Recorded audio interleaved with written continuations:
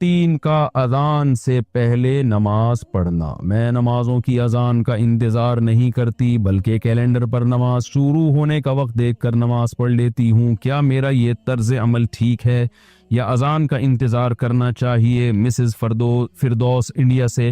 جی آپ نماز پڑھ لیں، کیلنڈر پہ دیکھ کے نماز ہو جائے گی۔ اذان کا انتظار خواتین کے لیے ضروری نہیں ہے۔ البتہ فجر کی جو صبح صادق کا جو نقشہ ہے نا، اس میں اختلاف ہے۔ بہت سے علماء تو کہتے ہیں یہی جو فجر جو ہے یہ صبح صادق 18 ڈگری پر ہوتی ہے، اور انڈیا پاکستان میں نقشے اسی حساب سے چھپے ہیں۔ لیکن حضرت مفتی رشید احمد صاحب اور بہت سارے ماہر فلکیات کی رائے ہے کہ 15 ڈگری پہ ہوتی ہے۔ تو انڈیا، پاکستان، بنگلہ دیش، برما میں وہ 15 ڈگری جو فجر ہے وہ موجودہ نقشوں کے کم سے کم 15 سے 20 منٹ کے بعد شروع ہوتی ہے۔ تو آپ فجر میں یہ احتیاط کر لیں کہ جو فجر میں صبح صادق کا ٹائم لکھا ہوا ہے اس سے 20 منٹ کے بعد آپ فجر پڑھ لیں۔ باقی نمازوں میں جیسے ہی وقت داخل ہو آپ پڑھ لیں تو کوئی حرج نہیں ہے۔ کیا اذان کے دوران نماز پڑھ سکتے ہیں؟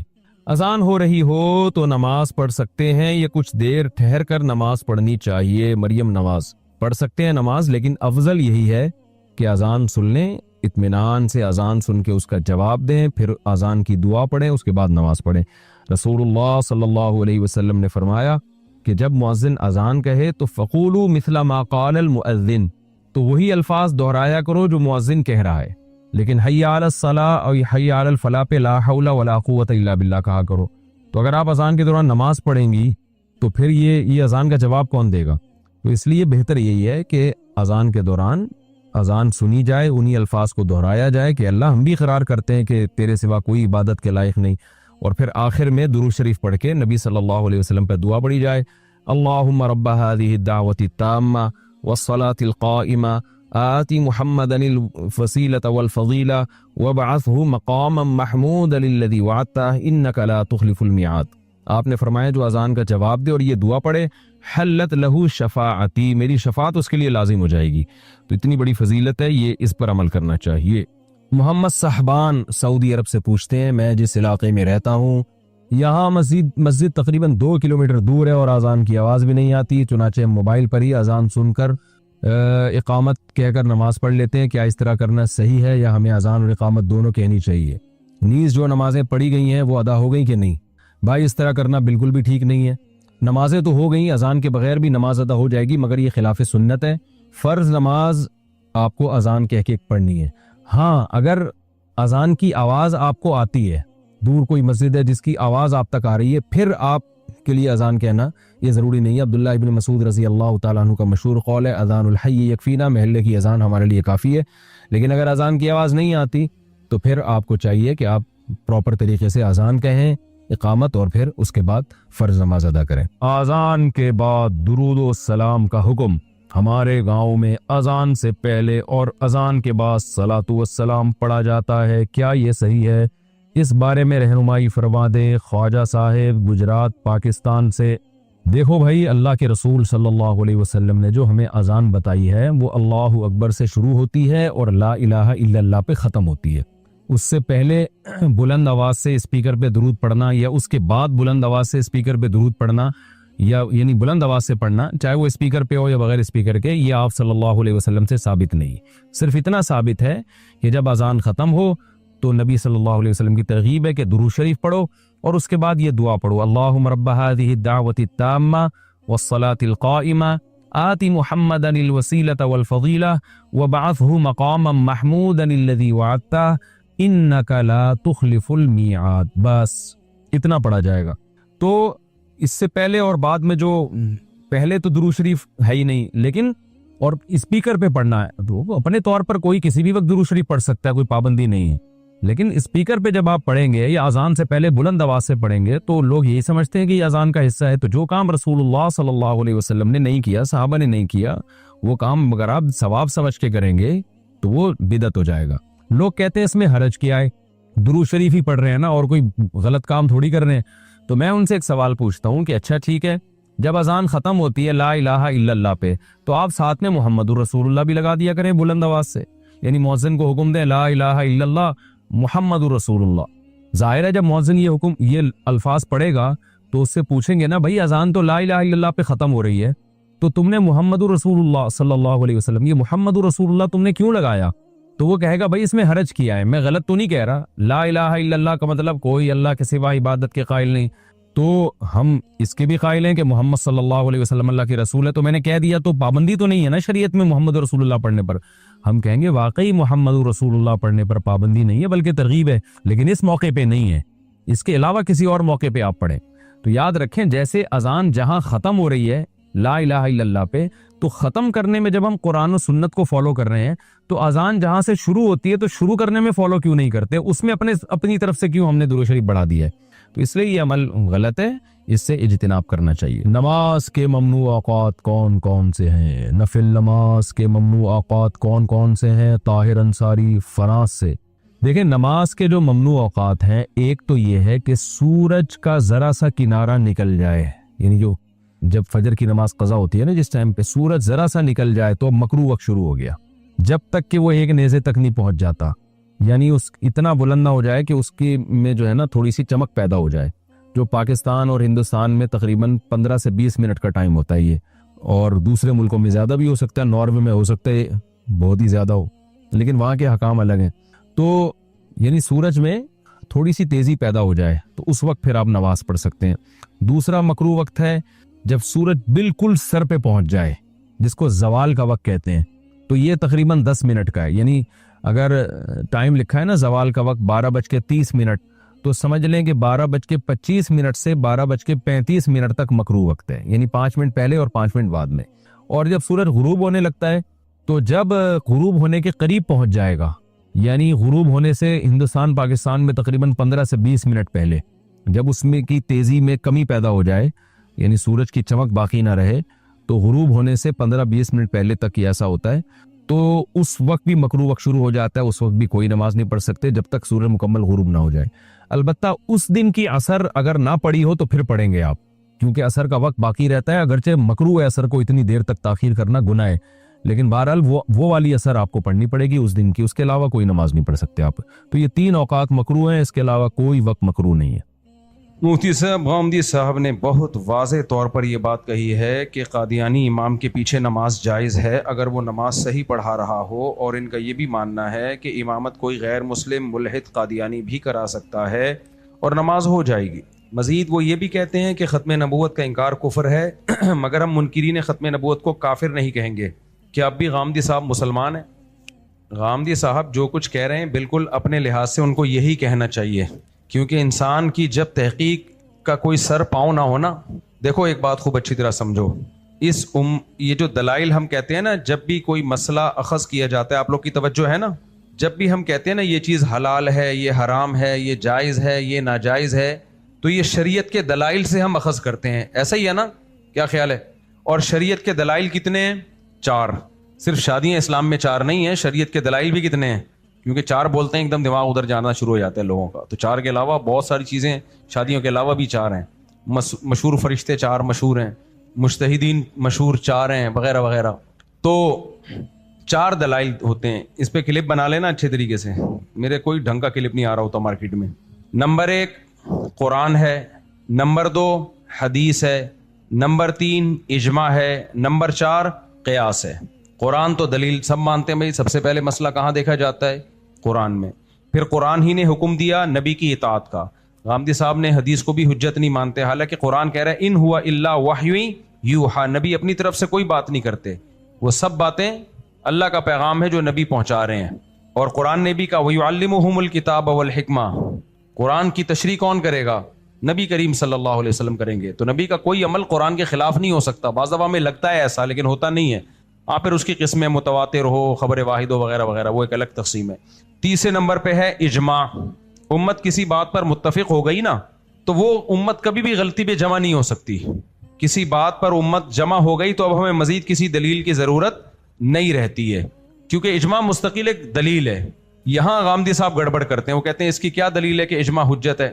قرآن نے اجماع کو حجت قرار دیا ہے. قرآن نے کہا وَمَن يَتَّبِعْ غَيْرَ سَبِيلِ الْمُؤْمِنِينَ, جو بھی مسلمانوں کے راستے کو چھوڑ کے چلے گا, نُوَلِّهِ مَا تَوَلَّى, جہاں جا رہا ہے ہم اس کو جانے دیں گے, بالآخر اس کو جہنم میں دھکیل دیں گے. تو پتہ چلا مسلمانوں کے طریقے کو فالو کرنا اسلام میں ضروری ہے. میں نے ایک دفعہ یہ بیان کیا تھا تو نیچے کسی نے کمنٹس کیے ہوئے تھے کہ لو بھائی यहूद व नसारा भी तो इसी तरह तबाह हुए, अपने उलमा को फॉलो किया उन्होंने और देखा पब्लिक क्या कर रही है। तो यहूदी और ईसाइयों ने भी अपनी असल किताबों को छोड़ दिया और पब्लिक को देखा, अवाम को देखा, तो सब गुमराह हो गए। ये दलील दी है। तो मुसलमान भी वो कुरान और सुन्नत को छोड़ दें, कुरान को छोड़ दें और देखें मुसलमान क्या कर रहे हैं। तो मुझे उसी वक्त से ख्याल था इसका मैं जवाब दूंगा। देखो, यहूद व नसारा में और इस उम्मत में फर्क है।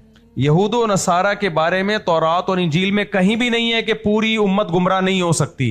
कुरान इस उम्मत के बारे में कह रहा है कि जो मुसलमानों के रास्ते को छोड़ेगा वो तबाह बर्बाद हो जाएगा। कुरान ये भी तो कह सकता था कि जो कुरान के रास्ते को छोड़ेगा, जो हदीस के रास्ते को छोड़ेगा, ये कह सकता था ना कुरान ने ये कहा वमन यत्तबी गैर सबीलिल मोमिनीन, मुसलमानों के रास्ते के अलावा किसी और ट्रैक पे चलेगा गुमराह हो जाएगा। क्या मतलब? अल्लाह को ये बात मालूम थी कुछ लोग कुरान और सुन्नत की वो तशरीह करेंगे जो मुसलमानों के तरीके के अलावा होगी, जिस पर अक्सर मुसलमान नहीं होंगे। इसमें अल्लाह ने गवाही दे दी है कि ये उम्मत यहूद व नसारा की तरह नहीं है, ये उम्मत गुमराही पे जमा नहीं होगी। इसमें जो कुरान और सुन्नत को मुस्लिमीन की बड़ी तादाद फॉलो करेगी, तो कुरान और सुन्नत की कोई भी ऐसी तशरीह लेकर आए जो आम्मतुल मोमिनीन वो तशरीह नहीं कर रहे हो, तो इसका मतलब वो गुमराही के रास्ते पे लेके जा रहा है आपको। और इसकी एक अकली दलील ये है कि यहूद व नसारा को के पास जो पैगंबर आए वो आखिरी नबी नहीं थे, जबकि इस्लाम में जो पैगंबर आए हैं मोहम्मद सल्लल्लाहु अलैहि वसल्लम वो आखिरी नबी हैं। पूरी उम्मत अगर गुमराह हो गई, किसी भी वक्त पे गुमराही पे जमा हो गई, तो फिर अगली नस्लों के लिए हुज्जत कौन बनेगा? गामदी साहब इसका जवाब ये दे सकते हैं, कुरान हुज्जत बनेगा। सवाल पैदा होता है, कोई कुरान पे इश्काल कर लेगा कि पूरी उम्मत जब गुमराही पे जमा हो सकती है तो हो सकता है ये कुरान ही गलत पेश कर रही हो, हमारे सामने कुरान पेश करने में गलती कर रही हो। तो इसलिए इजमा सबसे बड़ी दलील है। और एक बात याद रखो, इजमा का दलील में तीसरे नंबर पे आता है इजमा, लेकिन रुतबे में इजमा तीसरे नंबर पर है, अमली तौर पर इजमा पहले नंबर पर है। इजमा जो दलील में जब प्रैक्टिकली फॉलो किया जाएगा तो सबसे पहले इजमा को फॉलो किया जाएगा। बात आ रही है समझ में? देखो, कुछ लोगों के पास कुछ इख्तियारात होते हैं और कुछ उनके मातहत होते हैं, लेकिन प्रैक्टिकली उस मातहत का दर्जा कम होने के बावजूद प्रैक्टिकली इख्तियारात उसके पास होते हैं। और आसान मिसाल दो, आप मैदान जंग में लड़ रहे हैं, मेजर आपकी कमांड कर रहा है। कौन कमांड कर रहा है फौजियों की? मेजर। उस वक्त उस मेजर के मातहत जो फौजी होंगे ना, प्रैक्टिकली उनकी नजर में उस अपने ऑफिसर की वैल्यू चीफ ऑफ आर्मी से भी ज्यादा होगी। नहीं आई समझ में बात? प्रैक्टिकली वो उस मेजर के ऑर्डर को फॉलो करने के पाबंद होंगे। हालांकि हो सकता है 5 साल पहले आर्मी चीफ ने उनको कुछ और कहा हो। इससे यह नहीं होगा कि उस मेजर का दर्जा आर्मी चीफ से बढ़ गया है, बल्कि खुद उस आर्मी चीफ ही का बनाया हुआ कानून ये होगा, वो भी इसी पे खुश होगा। भाई मैदान जंग में तुमने उसी को फॉलो करना है जो तुम्हारा ऑफिसर हो। उसके बनाने से ये मकाम उसको मिला होगा कि भाई जंग में जो उस वक्त आपका सुप्रीम कमांडर है, आपने उसको फॉलो करना है। अब बात को समझो अच्छी तरीके से। कुरान ने हमें यह बताया, हदीस ने हमें यह बताया कि उम्मत कभी भी गुमराही पे जमा नहीं हो सकती। अल्लाह के कहने से हमने ये माना है। इसमें बहुत सारी हदीसें, मुतवातिर हदीसें इजमा की हुज्जियत पर। ला तज्तमिउ उम्मती अला ज़लाला, नबी ने फरमाया मेरी उम्मत कभी गुमराही पे जमा बोलो नहीं होगी। इसमें उम्मत के अल्फाज हैं, सिर्फ सहाबा नहीं है। ना सहाबा गुमराही पे जमा हो सकते हैं, ना चारों इमाम गुमराही पे जमा हो सकते हैं, ना सारे मुहद्दिसीन गुमराही पे जमा हो सकते हैं। ये इतना बड़ी उम्मत, ये मासूम है मिन हैसुल उम्मा। फर्द इसमें गुमराह हो सकते हैं, पूरी उम्मत गुमराह नहीं हो सकती। तो ये हमें बताया किसने?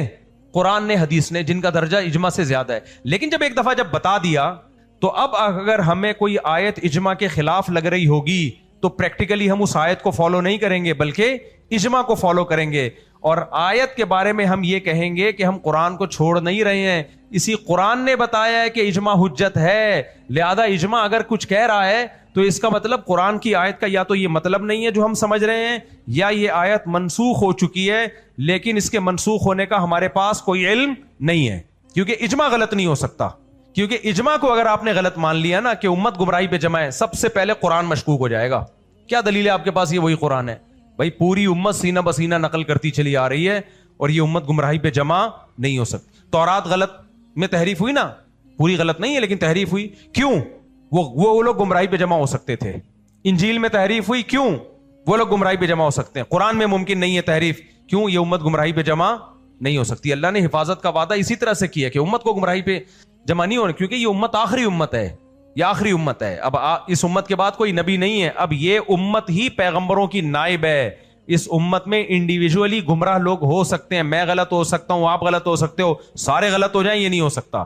تو غامدی صاحب اس بیس کو نہیں مانتے ہیں. جب نہیں مانتے ہیں تو پھر وہ جو چوکے چھکے لگاتے رہے, ان کو یہ حق ہے کہ لگائیں, وہ چوکے بھی لگائیں اور چھکے بھی لگائیں. وہ متضاد باتیں بھی کریں گے, کیونکہ امت کو ایک بیس ہی کو ختم کر دی نا.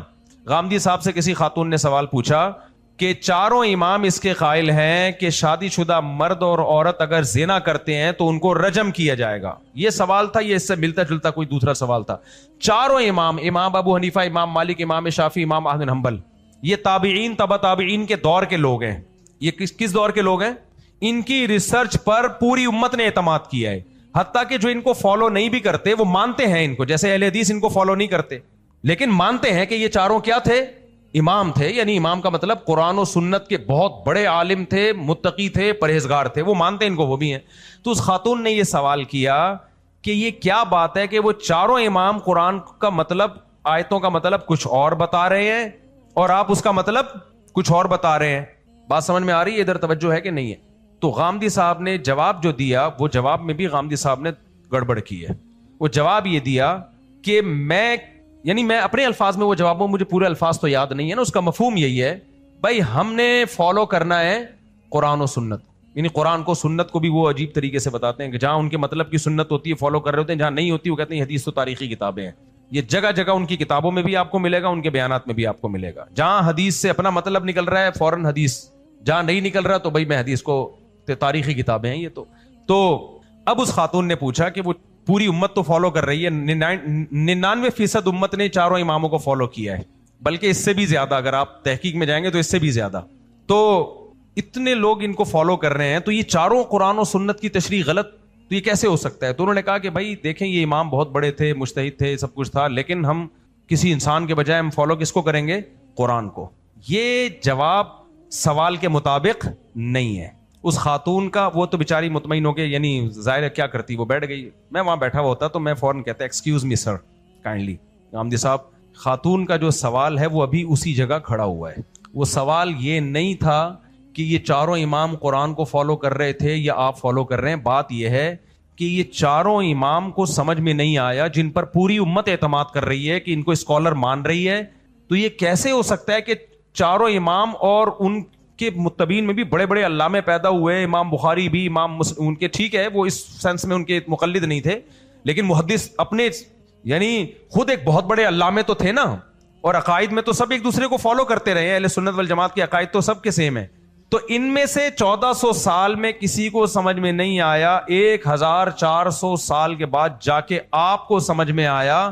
تو جواب یہ نہیں ہونا چاہیے کہ میں قرآن کو فالو کرتا ہوں, اماموں کا نہیں. جواب یہ ہونا چاہیے وہ سب غلط تھے, میں صحیح ہوں. ان سب نے قرآن کو غلط سمجھا, میں نے قرآن کو صحیح سمجھا, اور میں اس دعوے پہ قائم ہوں, یہ کہنا چاہیے. لیکن یہ جواب دنیا میں کوئی مانے گا؟ اصل میں خاتون کا سوال یہ تھا کہ حضرت اتنی بڑی بلنڈر ہوا ہے اس امت سے کہ 1400 سال سے امت آیت کی غلط تشریح کرتی آ رہی ہے. آپ 1400 سال کے بعد جا کے جو تشریح کر رہے ہیں اس سے تو سارے غلط ثابت ہو رہے ہیں نا. ایک آدمی غلط ہو سکتا ہے, 2 غلط ہو سکتے ہیں, 4 اسکالر غلط, لاکھوں غلط ہو گئے. تو سوال یہ, جواب یہ ہونا چاہیے تھا غامدی صاحب کا کہ ہاں وہ 100% انہوں نے غلط سمجھا, میں نے صحیح سمجھا. جواب یہ ہونا چاہیے تھا. لیکن یہ جواب دنیا مان لیتی؟ یہ نہیں مانتی جواب. کہ حضرت آپ اتنے بڑے ہو گئے, آپ اتنے بڑے اسکالر ہو گئے کہ 1400 سال سے آپ کیا, باقی لوگ, وہی مجھے مثال یاد آئے گی کہ ہمارے محلے میں ایک پٹھان اور پنجابی کا پھڈا ہو گیا.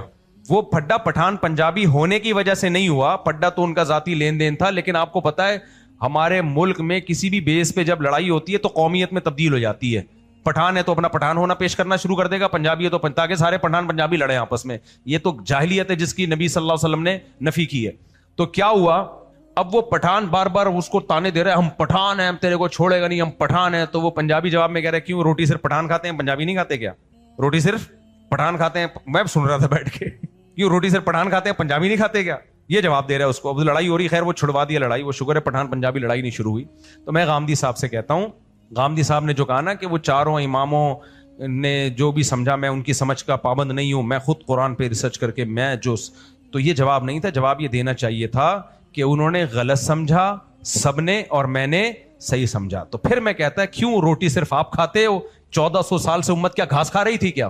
ان میں کون سے منرلز کی کمی تھی جن کی کھوپڑی نے کام کرنا چھوڑ دیا تھا کہ قرآن ان میں سے کسی کو سمجھ میں نہیں آ رہا تھا؟ اور آپ نے امریکہ میں جا کے کچھ ایسے چنے چلغوزے کھائے ہیں جو آپ کی عقل اتنی فاسٹ ہو گئی ہے کہ آپ کو وہ آیتوں کا مطلب سمجھ میں آ رہا ہے جو 1400 سال میں کسی کے سمجھ میں نہیں آیا.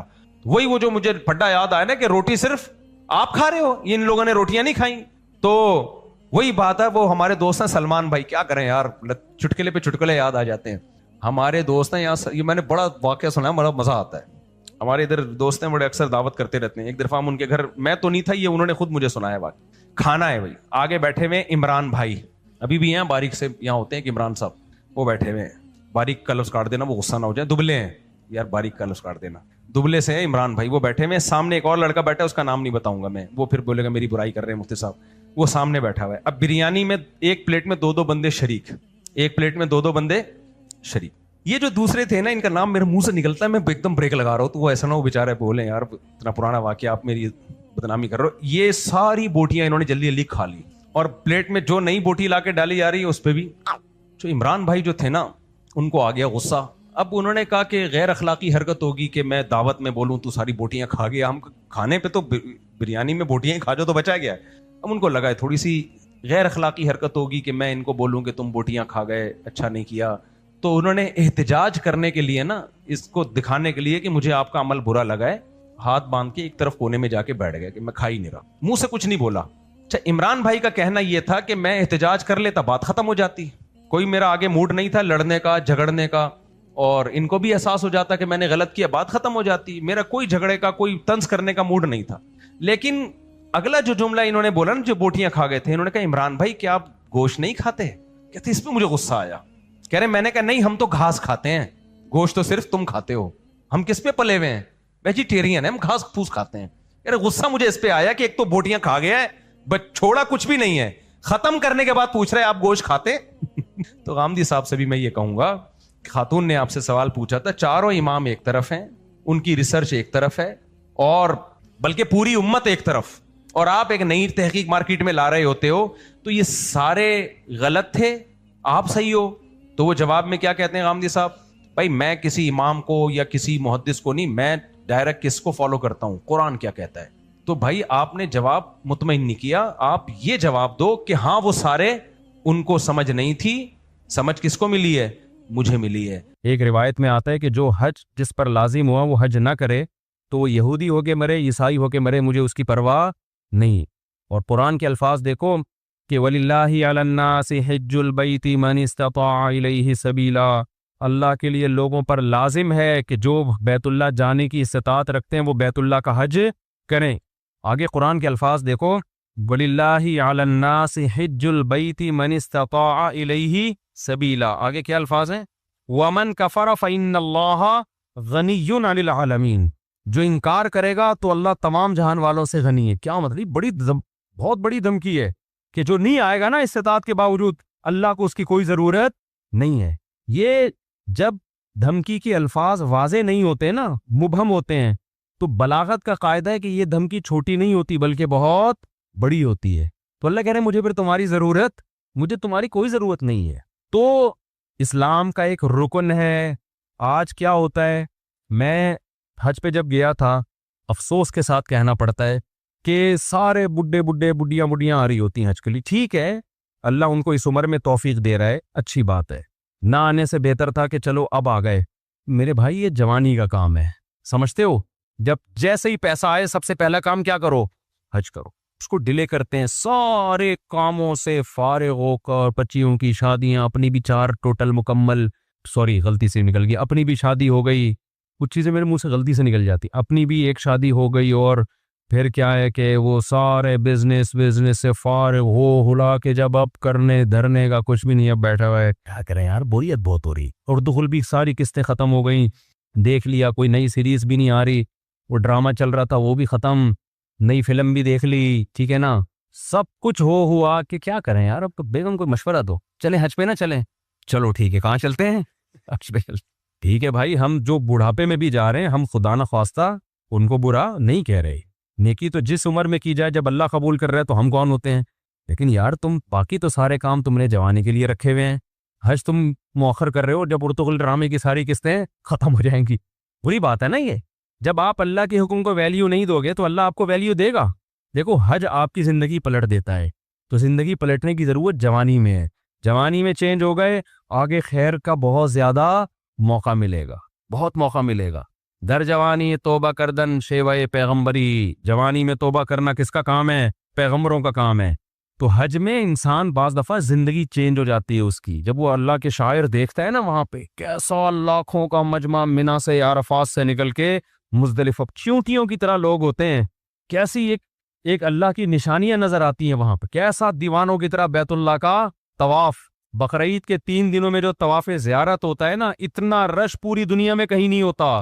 لاکھوں لاکھوں روپے لوگ خرچ کرنے کے گئے میں اور اللہ کے گھر کے گرد گھوم رہے ہوتے ہیں۔ ذرا کبھی چھت سے کھڑے ہو کر حرم کی چھت سے دیکھا کریں، ایک انسانوں کا سمندر ہے اور وہ سارے بیت اللہ کے گرد دیوانہ وار گھوم رہے ہیں۔ یہ اسلام کی عظمت دیکھنے کا موقع ملتا ہے، اس سے انسان کے اندر دل تبدیل ہوتا ہے۔ حج میں بڑی قربانیاں دی جاتی ہیں، اور حج تو ہے ہی ساری دیوانگی۔ حج کے اکثر احکام ایسے جن کی بظاہر کوئی لاجک نہیں ہے، اللہ نے کہا میرے دیوانے بن کے آؤ، جیسے جیسے کہہ رہا ہوں کرتے چلے جاؤ۔ کیسے عجیب عجیب کام کروائے جاتے ہیں۔ سب سے پہلے ہم سے ہمارا لباس اتروا لیا، 3 پیس سوٹ اور ٹائی میں جو گھوما کرتے تھے، بالوں کی کٹنگ، اور ان کو 2 چادریں پہنائی جا رہی ہیں، اب انسان کے بچے بن کے آنا ہمارے گھر میں۔ اگر دیوانے ہو تو دیوانوں والا اسٹائل چاہیے، ابھی وہ جو آفس جس اسٹائل میں جاتے ہو نا وہ والا اسٹائل بولو نہیں چلے۔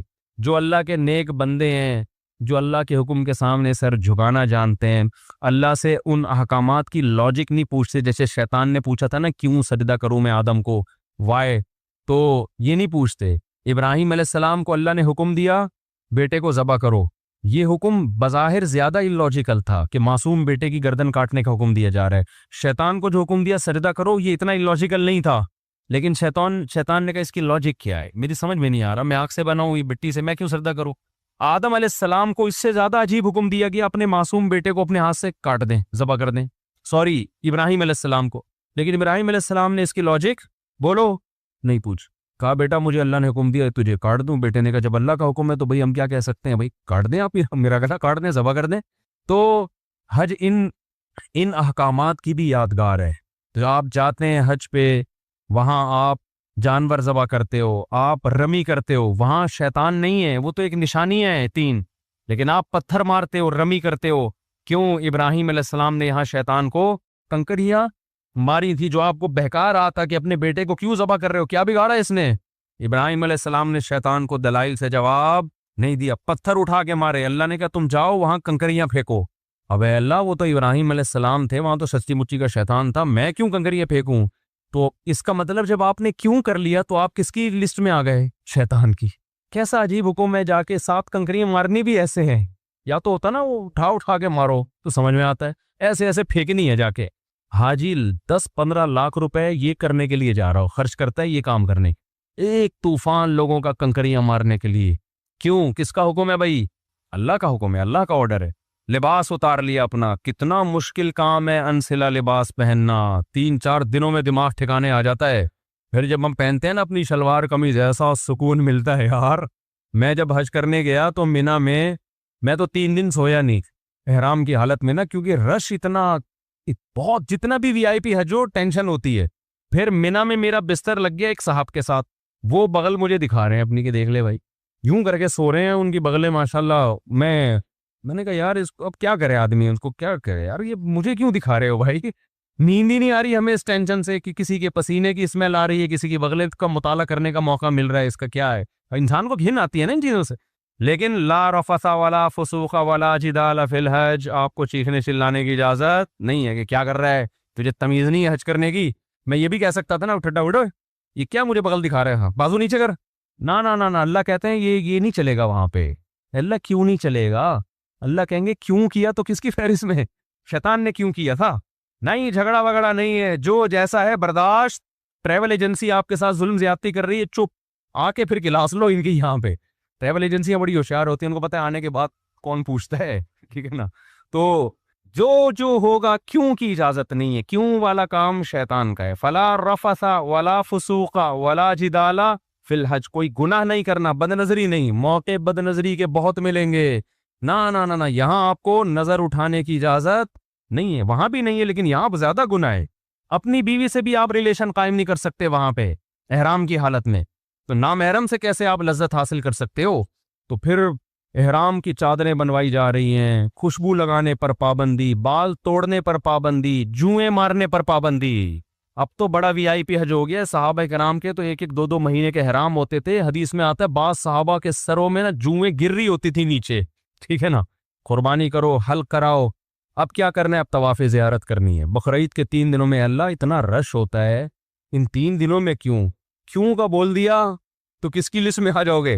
کیوں نہیں، جاؤ طواف زیارت کرو، اتنی پبلک، 3 عظمت والے دن ہے نا، یہ یام نہر عظمت والے دن ہے، پھر کیا کریں؟ طواف زیارت کر کے واپس آ جاؤ مینا، ابھی تو آئے تھے، اللہ نے کہا اب واپس جاؤ، بس جو میرا بندہ ہوگا وہ یہ کام کرے گا۔ آخر میں اینڈ کیا نکلتا ہے؟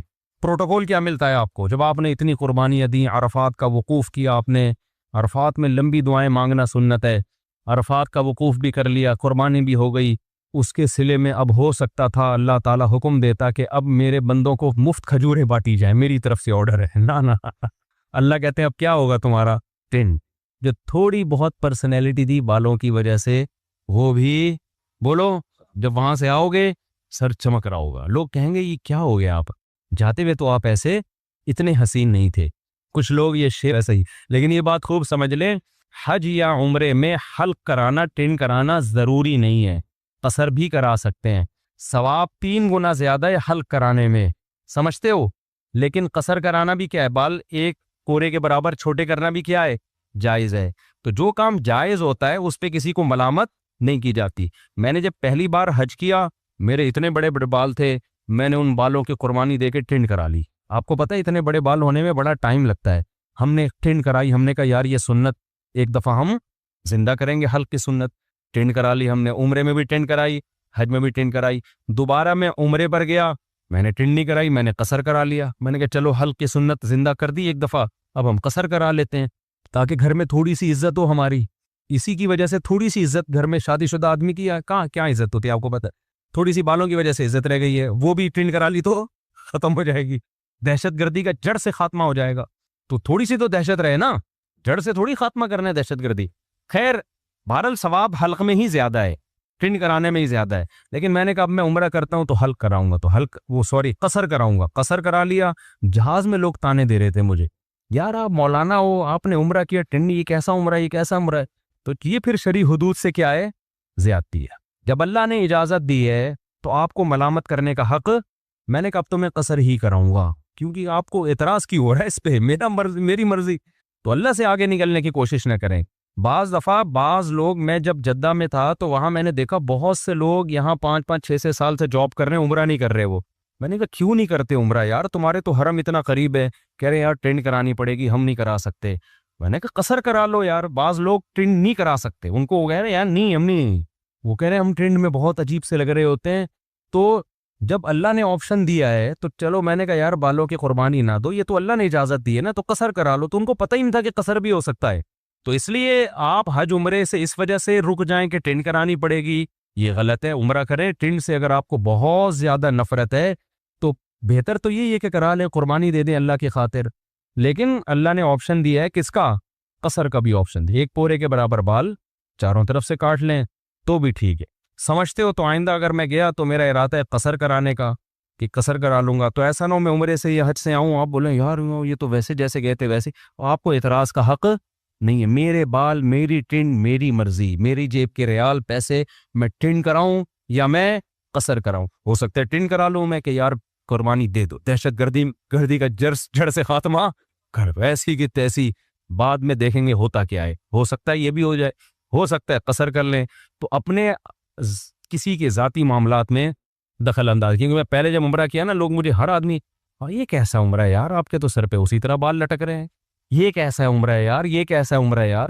تو اعتراض کرنے کی میرے بھائی اجازت نہیں ہے، یہ پھر بدعت ہو جائے گا، سمجھتے ہو؟ جس چیز کی اللہ نے اجازت دی ہے تو اس کو دیکھو۔ پیر جمعرات کا روزہ رکھنا سنت ہے نا، نہ رکھے تو آپ کیسے کیوں نہیں رکھا ہوئے بھائی سنت ہے ہی اس لیے کہ کوئی دوسرا طنز نہ کر سکے. یار رمضان کا چھوڑ دے تو آپ پوچھیں یار فرض ہے یہ کیسے چھوڑ دی, مسلمان ہو کے روزہ چھوڑ رہے ہو, سمجھتے ہو کہ نہیں سمجھتے؟ تو اس لیے میرے بھائی حج کے لیے پیسے جمع کیا کرو, حج پہ جایا کرو, یہ تو بڑی پیاری عبادت ہے, ایسی یونیک عبادت ہے, یہ دیوانوں کے لیے, اللہ سے محبت کرنے والوں کے لیے اس سے زیادہ ذائقے والی, لطف والی عبادت کوئی ہے نہیں. جب بھی کوئی غیر مسلم مسلمان ہوتا ہے, میرا تجربہ ہے, مشاہدہ ہے, اس کی سب سے پہلی خواہش ہوتی ہے کہ مجھے بیت اللہ کا حج مل جائے, کیونکہ اس کے دل میں اللہ کی خالص محبت ہے نا, تو اس کی خواہش ہوتی ہے کسی طرح بیت اللہ چلا جاؤں. اچھا, حج کے مسائل جب سنے جاتے ہیں نا تو لوگ کافی پریشان ہوتے ہیں. دیکھیے نبی صلی اللہ علیہ وسلم نے جب زندگی میں آپ صلی اللہ علیہ وسلم نے حج کیا تو اسلام میں وہ پہلا حج تھا جو اسلامی طریقے کے مطابق کیا گیا ہے. تو کیسے ہوا, کتنے آرام سے, جیسے جیسے نبی صلی اللہ علیہ وسلم نے کیا صحابہ نے بھی ویسے ہی کر لیا. تو اس لیے لوگ کچھ, میں چہروں پہ دیکھ رہا ہوں لوگ کچھ پریشان سے ہو رہے ہیں, کیا کرنا پڑے گا, پتہ نہیں کس مشکل میں پھنس جائیں گے ہم. تو مفتی انعام صاحب کے ماشاءاللہ 19واں حج ہوگا آپ کا, 19واں یا 20واں حج ہوگا, تو وہ بہت ایکسپرٹ ہیں. حج کا فلسفہ کیا ہے 5-10 منٹ میں آپ کی خدمت میں پیش کروں گا. دیکھیں اللہ تعالیٰ نے ہمیں پیدا کیا نا, ہم ڈاروین کی تھیوری کے قائل نہیں ہیں کہ ہم بندر سے بنے ہیں, اس پہ بہت سارے سوالات ہوتے ہیں. سائنس اس بارے میں مذہب کے خلاف نہیں ہے, کیونکہ کوئی یہ بات ثابت شدہ نہیں ہے کہ ایوالو ہو کے ہم وجود میں آئے ہیں. انسانی آنکھ, ناک, کان خود بخود کچھ بھی نہیں بن سکتا. میں اکثر بیانات میں ایک مثال دیتا ہوں, میرے سامنے یہاں گلاس رکھا ہوا ہو اور بیان کے دوران میرا ہاتھ اس گلاس پہ لگے اور گلاس گر کے ٹوٹ جائے, تو آپ مجھ سے پوچھنے کا حق رکھتے ہیں کہ مفتی صاحب آپ نے گلاس کیوں توڑا. کیا خیال ہے, یہ حق رکھتے ہیں نا؟ میں کہہ سکتا ہوں کہ میں نے توڑا نہیں ہے بھائی, بیان کے دوران غلطی سے ہاتھ لگا اور وہ گلاس ٹوٹ گیا. آپ میری بات مان لیں گے, ٹھیک ہے بھائی, ہو جاتا ہے بعض دفعہ بیان کے دوران خطیب کو جوش آتا ہے اور وہ گلاس توڑ دیتا ہے. لیکن اگر یہ گلاس ٹوٹا ہوا تھا, میں نے اٹھا کے جوڑ دیا, سمت بانڈ لگا کے, ایلفی لگا کے, آپ مجھ سے سوال پوچھیں کہ مفتی صاحب آپ نے گلاس کیوں جوڑا, اب میں یہ کہہ سکتا ہوں کہ اتفاق سے جڑ گیا. میرے ساتھ اگر آپ لوگ شریک ہوں گے نا, بس زیادہ ٹائم نہیں لوں گا, میں 10 منٹ میں بات کمپلیٹ کروں گا. اب آپ یہ کہہ سکتے ہیں, آپ یہ کہیں گے مفتی صاحب آپ نے گلاس کیوں جوڑا, میں کہہ سکتا ہوں میں نے جوڑا نہیں ہے, خود بخود جڑ گیا ہے, حسن اتفاق ہے, بائی چانس ایسا ہو گیا, یہ کہہ سکتا ہوں میں, یہ میں نہیں کہہ سکتا. اس سے ایک سادہ سا اصول ہمیں پتہ چلا, چیزیں بائی چانس ٹوٹتی ہیں, جڑتی. اب آپ جملہ ہی کمپلیٹ نہیں کر رہے, یہ فل ان دا بلینکس, یہ کیا جا رہی نہیں ہے کہنے میں, کیا کتنا ٹائم لگتا ہے. تو بھائی جڑتی نہیں ہے خود بخود. گلاس کا جڑنا اتنا پیچیدہ نہیں ہے جتنا انسان کا جڑنا. 2 آنکھیں ادھر کھوپڑی میں جا کے فٹ ہوئی ہیں سیدھا, 2 کان ادھر جا کے فٹ ہوئے, دل ہمارا سینے میں فٹ ہوا, پورا ہمارا جو مغز ہے وہ کھوپڑی کے اندر فٹ ہو گیا. اتنی پیچیدہ مشین, یہ جو ڈیجیٹل کیمرہ ہے یہ انسانی آنکھ کی کاپی ہے. کیا اس کیمرے کے بارے میں کوئی کہہ سکتا ہے ایوالو ہو کے یا آٹومیٹیکلی وجود میں آ گیا ہے؟ تو جو اوریجنل ہے وہ کیسے وجود میں آ گئی ہے آٹومیٹیکلی؟ تو یہ بہت بڑی پھینکی ہے ڈاروین نے کہ ایسا ہو سکتا ہے, ہوا ہو. اس نے بھی کوئی فیکٹ کے طور پہ اس کو بیان نہیں کیا, حقیقت کے طور پہ بیان نہیں کیا ہے, بلکہ ایک بات کی ہے کہ شاید ایسا ہوا ہو. تو اس شاید کو ہم نے پیغمبروں کے مقابلے میں لا کے ایسا اس پہ یقین کر لیا ہے کہ 100% ایسا ہی ہوا ہوگا. تو یہ ممکن نہیں ہے. تو ہم خدا کے ماننے والوں میں حج وہی کرتا ہے جو خدا کے وجود پر یقین رکھتا ہے. جس کو خدا کے وجود کا یقین نہیں ہے تو وہ کیوں حج کرے گا بھائی؟ وہ اس کے لیے تو اللہ ہی نہیں ہے, تو پھر اللہ کا گھر کیا اور منی کیا اور عرفات کیا, یہ سب باتیں اس کے لیے بے معنی ہو جاتی ہیں. اب خدا کو ماننے والے کی 2 قسمیں ہیں. ایک وہ ہیں جو مانتے ہیں, بس ایسے مانتے ہیں کہ ہے, کیا کریں, ہے تو کیا کریں بھائی. بہت سے ایسے لامذہب لوگ ہیں جو کہتے ہیں ہم گاڈ پہ بلیو رکھتے ہیں, اس کائنات کو کسی نے بنایا. آپ آرٹیفیشل انٹیلیجنس سے پوچھیں تو اس کا بھی یہی جواب ہے کہ کوئی گاڈ ہے, کوئی ہے جس نے اس کائنات کو بنایا اور اس نظام کو چلایا ہے.